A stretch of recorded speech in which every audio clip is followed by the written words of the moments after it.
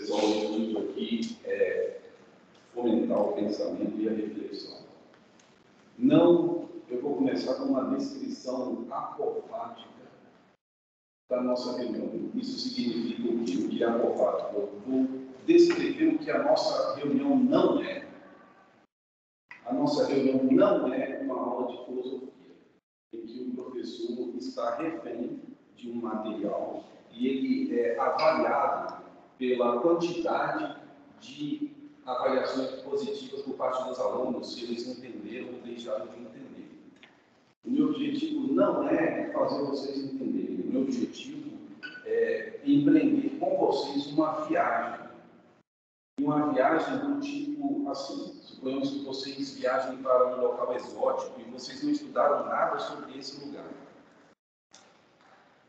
É muito provável que vocês fiquem espantados pela novidade do que vocês estão vendo, mas vocês não sabem o significado daquilo que vocês estão vendo. Mas aquilo vai criar uma impressão no espírito de vocês.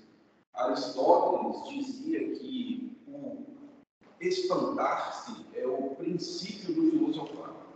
Eu quero produzir ou estimular esse espanto em vocês, para que vocês, em deparando-se com situações de confronto argumentativo, vocês possam desmascarar um vigarista, uma pessoa que quer enganar você, uma pessoa que diz que fez algo e não fez. Então, será esperado de vocês a habilidade de reflexão, de observação, saber o valor do silêncio, porque o silêncio é uma arma, se vocês sabem usá-lo efetivamente no momento certo. Não exijam que eu explique as asseverações em termos que vocês já compreendam. O meu intuito é apontar para algo que ainda não foi totalmente compreendido por vocês e que necessitará de uma nova disposição para alcançar a sua compreensão. A mera exigência de eu reduzir o que eu digo a elementos que já são compreensíveis pode constituir uma armadilha. Eu posso incorrer no erro de legitimar aquilo que vocês já dizem saber. Se o meu intuito é apresentar algo que vocês ainda não sabem, é possível que vocês não compreendam e que exija uma nova disposição psicológica para que vocês entendam. Imagine um pedreiro cujo intuito é pregar um volume de argamassa numa certa superfície, só que ele não avaliou se aquela superfície é favorável a aceitar a assimilação dessa argamassa. Então pode ser que ele imprima muita força e a argamassa quique e não pregue na parede. Ou pode ser que ele imprima pouca força e a argamassa igualmente não seja assimilada pela parede. O meu intuito é, eu sou um pedreiro e eu tenho uma argamassa que talvez vocês não tiveram acesso, a qual talvez vocês não tiveram acesso. Mas eu não tenho controle sobre a vontade de vocês. Eu não tenho controle sobre a superfície a qual eu estou tentando imprimir essa argamassa. O que vocês vão fazer com essa argamassa é inteiramente de responsabilidade de vocês. Se vocês vão tomar esse conhecimento e vocês vão utilizá-lo de má fé, já há um problema de vocês, de caráter de vocês. Se vocês vão utilizar esse novo conhecimento para o mal, aí é com vocês. Eu só estou dando a argamassa. Continuando, a ciência não esconjura o mistério, mas o desvela sem contudo esgotá-lo. A partir do momento em que a ciência assume uma posição de verdade absoluta, ela mesma dá um tiro no pé naquilo que fundamenta a possibilidade da própria ciência, que é descobrir algo que ainda não é sabido. A expressão autoridade científica, para mim, constitui um oxímoron, é um paradoxo, porque a ciência é exatamente aquilo que investiga algo que não depende só da autoridade, ela depende do conhecimento verdadeiro. Se eu digo para você que eu tenho autoridade sobre um assunto e falo, o objetivo da ciência é investigar se essa minha autoridade condiz com a veracidade do tema que eu estou tratando. Então, para mim, a autoridade científica não deve ser tratada como verdades absolutas. Como verdades absolutas. Tem um termo que chama verdade relativa de ponta. Eu falei isso, uma vergonha. É um neologismo. Então, é uma verdade relativa de ponta. Hoje, ela está no limiar do conhecimento, né? Mas você não pode assumir como se ela fosse para sempre imutável, né? Sempre vão ser... Ganha quem tiver sempre uma vergonha que se sobressai a outra. Né? Isso.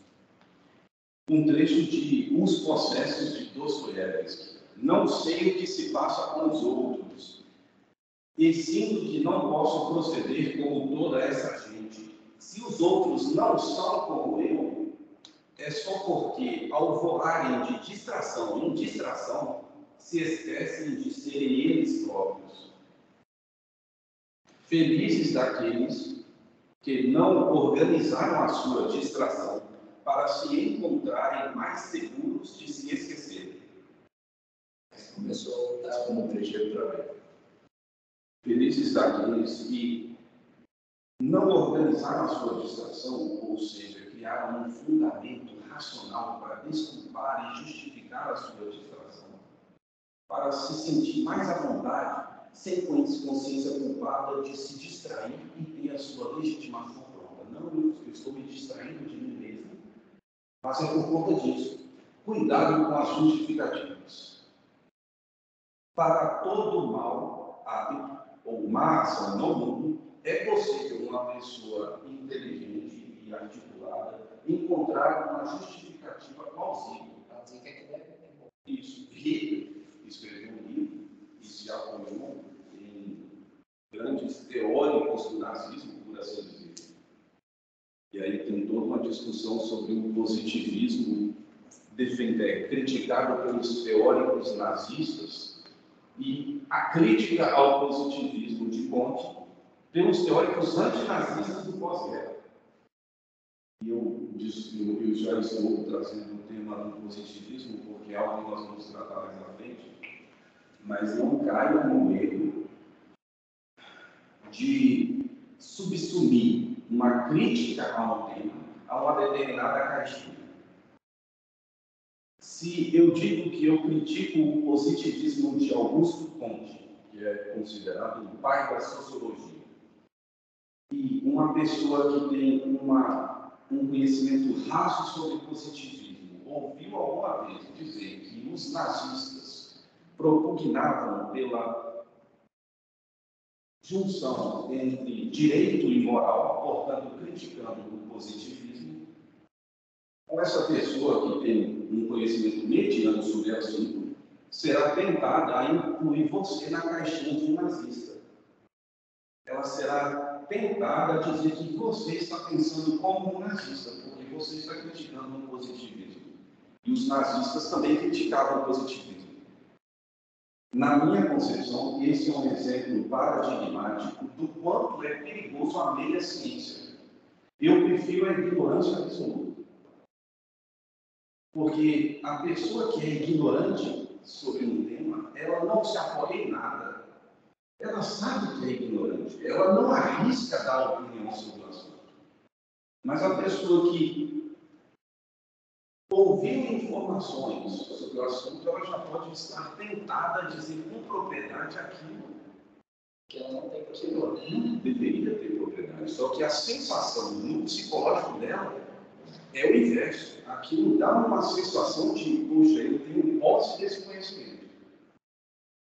Então, o exemplo da crítica ao positivismo é o mais emblemático, que eu diria, no âmbito das discussões políticas, que simplesmente deixam ilustrado o tanto que é perigoso a meia ciência, informar-se por jornais, informar-se raso, de forma rasa sobre qualquer tema. E só para fechar, como eu trouxe esse exemplo do positivismo, a diferença entre a crítica ao positivismo empreendida pelos teóricos nazistas e a crítica ao positivismo empreendida pelos teóricos antinazistas do pós-guerra reside nisso. os teóricos nazistas propugnavam, defendiam que o direito deveria ser idêntico à moral. O direito, que é uma ferramenta formal para resolver conflitos morais, ficou incluído dentro da moral. Isso é a visão do nazista, dos teóricos jurídicos nazistas. E a crítica ao positivismo dos antinazistas exige nisso que o positivismo advogou por um certo ceticismo acerca da validade de uma moral intersubjetiva. Eu explico. A crítica ao positivismo dos teóricos antinazistas girava em torno de que o positivismo não dispunha de critérios para verificar se uma moral é boa ou ruim, porque o positivismo abolia a moral. O positivismo de Comte, de Augusto Comte, só estava interessado nos fenômenos e não nos números de Kant. Fenômenos são as coisas que acontecem em suas relações.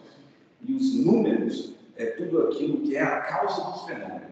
Então, Augusto Comte dizia que a nossa mente não deve procurar as causas dos fenômenos, os porquês. É insensato perguntar por que algo acontece. Para Comte, é interessante saber apenas como isso acontece.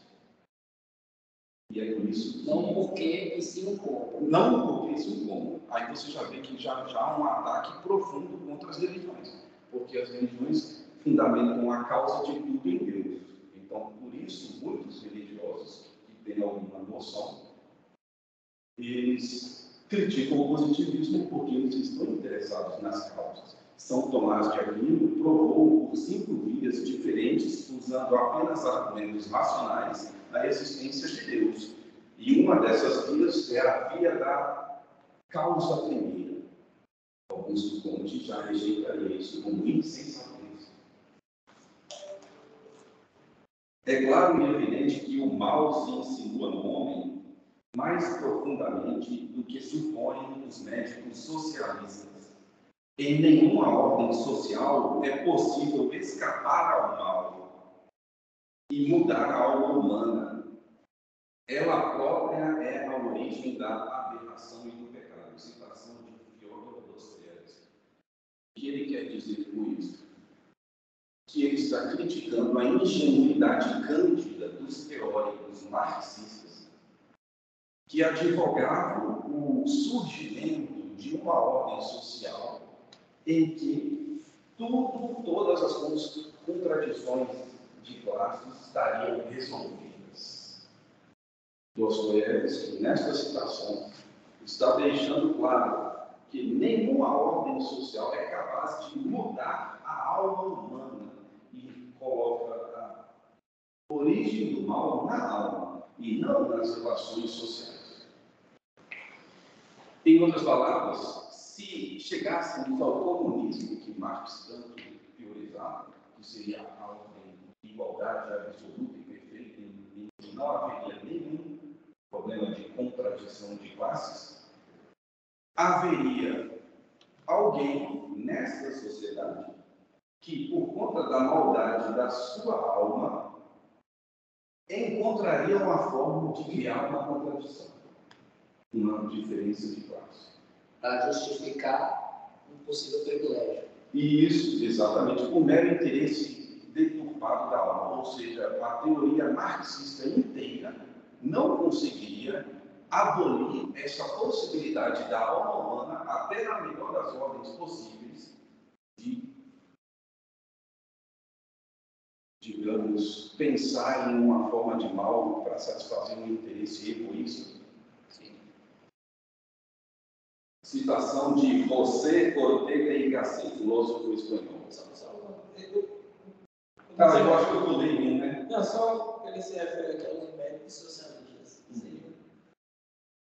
Provavelmente, essa citação é dentro de um romance, então provavelmente está contextualizado Mas acho que a questão do médico é uma das referências de importância.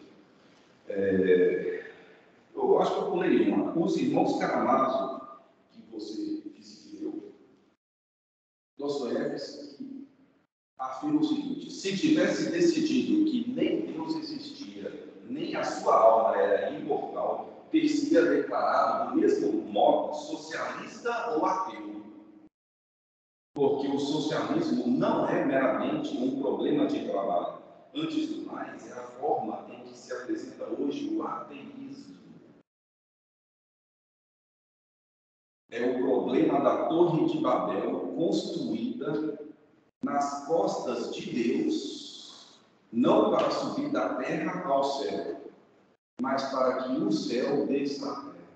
Essa metáfora eu acho magnífica, utilizando a Torre de Babel relativa. Não entendi direito não, esse daí. Eu fiquei também meio fã. Basicamente, essa construção da Torre de Babel era uma forma dos povos hebreus